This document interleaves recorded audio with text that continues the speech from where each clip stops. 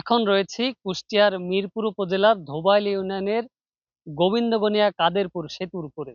এই সেতুটি দীর্ঘ ৩ বছর ধরে চলাচলের অনুপযোগী হয়ে পড়েছে। জীবনের ঝুঁকি নিয়ে অসংখ্য মানুষ প্রতিদিন এই সেতুতে যাতায়াত করে।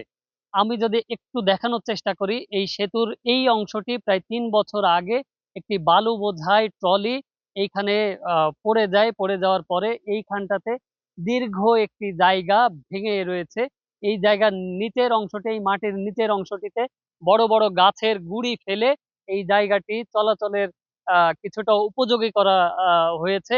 এই সেতুটি দিয়েই অসংখ্য মানুষ প্রতিদিন যাতায়াত করে। এইখান দিয়ে অনেক পরিবহনও যাতায়াত করে। আমরা দেখাতে আজ ৪ বছর, প্রায় ৪ বছর হয়ে গেল এই সেতুটি ট্রলি বোঝাই বালু নিয়ে এই সেতুটি ভেঙে পড়ে।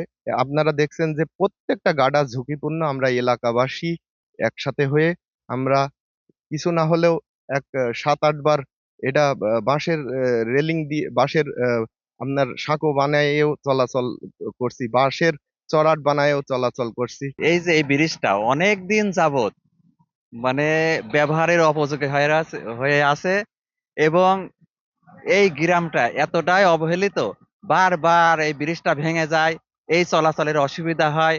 তারপরে ঝুঁকিপূর্ণ ভাবে এই আমাদের গ্রামের প্রতিনিধি মেম্বার আছে এবং গ্রামের সহযোগিতায় ওই কিছু চাঁদা মাদা তুলে এটা ওটা করে ওই বাঁশ খুঁটি লেগে এইভাবে চলাচল করে, এইভাবে খুবই ঝুঁকিপূর্ণ হয়ে যায়।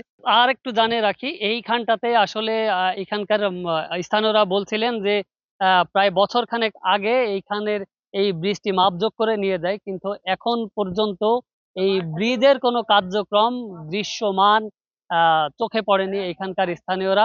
আমার পেছনের অংশটাতে যে আপনারা দেখতে পাচ্ছেন, এই যে একটি বিশাল আকৃতির ট্রলি, এই ট্রলিটি আসলে এই এই ভাঙা অংশটির উপরেই রয়েছে।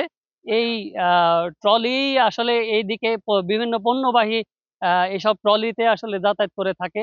পাশের অংশে যে একটি স্কুল রয়েছে, স্কুল পড়ুয়া অনেক শিক্ষার্থী এই এই সেতুটি দিয়ে যাতায়াত করে। এইখানে আমি একজন শিক্ষার্থী রয়েছে, তার কাছে একটু জানতে চাইবো আসলে এই ব্রিজটি তো ঝুঁকিপূর্ণ অবস্থায় রয়েছে। এই ঝুঁকিপূর্ণ ব্রিজে আপনারা যে স্কুল কলেজে শিক্ষার্থীরা যাতায়াত করেন, কিভাবে আসলে এটা ঝুঁকি মনে করছেন? এই ব্রিজ হচ্ছে বাঁশের বাড়ি দিয়ে বা হচ্ছে গাছের গুঁড়ি দিয়ে উপরে চাটাই দিয়ে মাটি দিয়ে মনে করেন ভরাট করে মানে যা আসার জন্য আছে আমাদের জন্য, স্কুল কলেজে যাওয়ার জন্য আছে রাস্তা করে দেয় প্রত্যেকবার।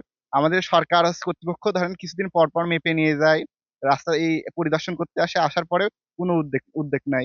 আমরা তারপরেও আমরা ধরেন আবার হচ্ছে কিছুদিন পর পর টাকা তুলে রড দিয়ে সিমেন্ট কিনে ধরেন জায়গায় জায়গায় আবার ভেঙে যায়, দিয়ে ঢালাই করে এই রাস্তা হচ্ছে আমরা যাওয়ার উপযোগী করি।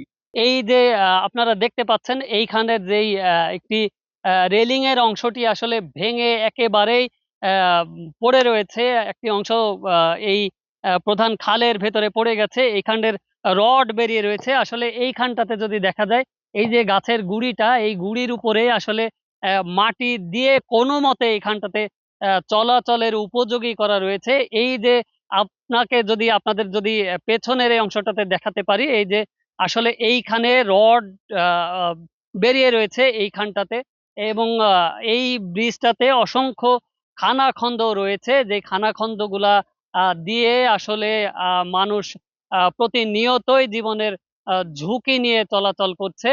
আহ এই ছিল এইখানকার সবশেষ।